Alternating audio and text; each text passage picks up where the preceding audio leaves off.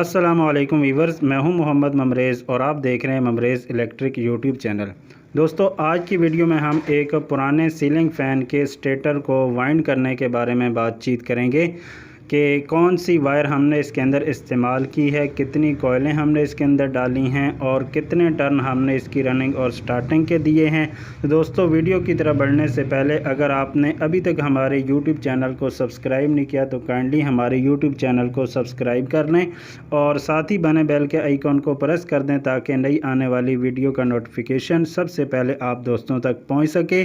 और अगर आप हमारे चैनल पे नए हैं तो दोस्तों, हमारे चैनल को विज़िट करके मज़ीद अच्छी वीडियो से आप मालूमात हासिल कर सकते हैं। तो आइए बढ़ते हैं आज की इंटरेस्टिंग वीडियो की तरफ।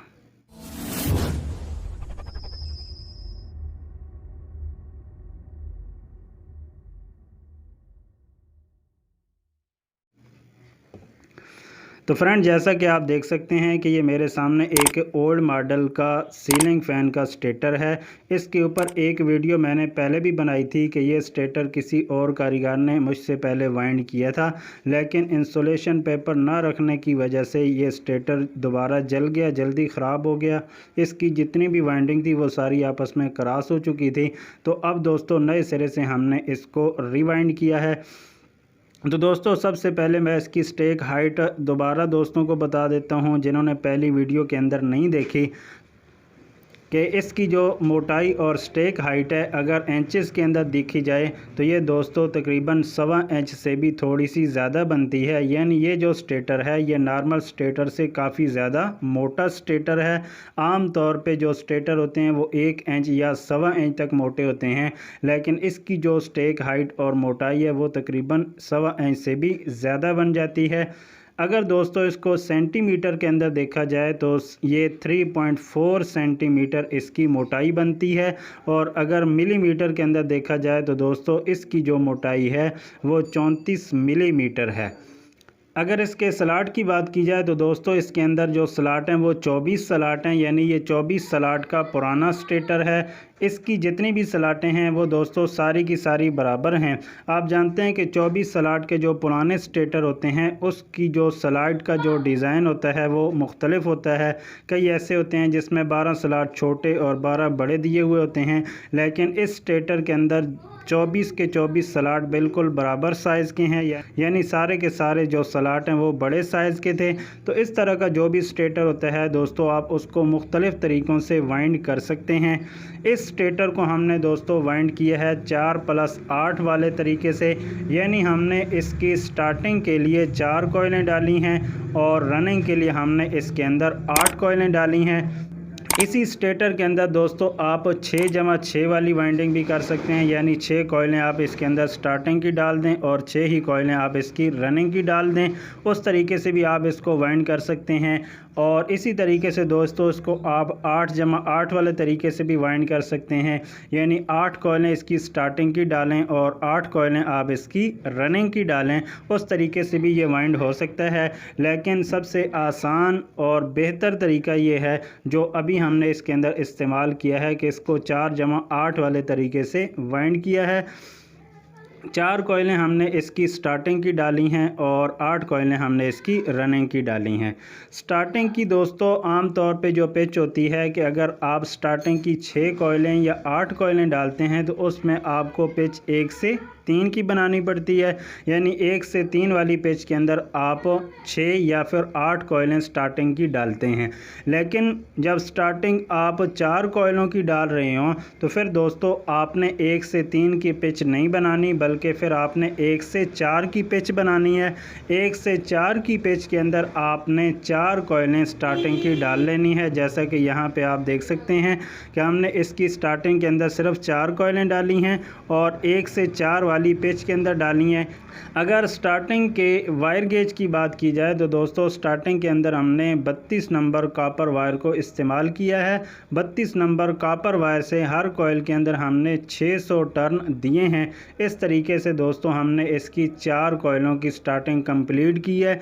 अगर स्टार्टिंग के कनेक्शन की बात की जाए तो दोस्तों इसकी स्टार्टिंग का जो कनेक्शन है वो 1 से 4 का है।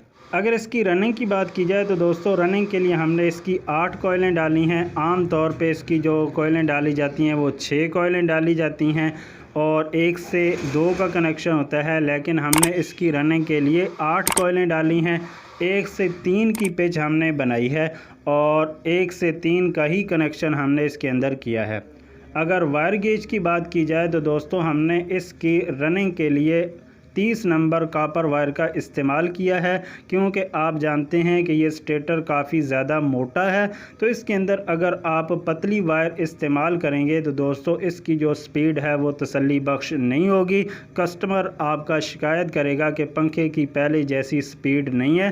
تو دوستو اگر موٹے اسٹیٹر میں آپ اچھی سپیڈ بنانا چاہتے ہیں تو اس کے لیے آپ ایک تو کوئلوں کا جو سائز ہوتا ہے وہ مناسب اور فٹ رکھیں، اور دوسری بات یہ ہے کہ آپ اس کے اندر جو وائر گیج ہے وہ موٹے نمبر کی استعمال کریں، اس سے اس کی لائف بھی اچھی ہوگی اور اس کی سپیڈ بھی اچھی ہوگی۔ تو اس لیے دوستو ہم نے اس کی رننگ کے لیے 30 نمبر کاپر وائر استعمال کی ہے۔ 30 نمبر کاپر وائر کی 8 کوئلیں ہم نے اس کی رننگ کے لیے ڈالی ہیں۔ 1 سے 3 کی پچ ہے۔ اگر ٹرن کی بات کی جائے تو دوستو رننگ کے لیے ہم نے 30 نمبر کاپر وائر سے ہر کوئل کے اندر 330 ٹرن دیے ہیں، یعنی 330 ٹرن ہم نے ہر کوئل کے اندر 30 نمبر کاپر وائر سے دیے ہیں۔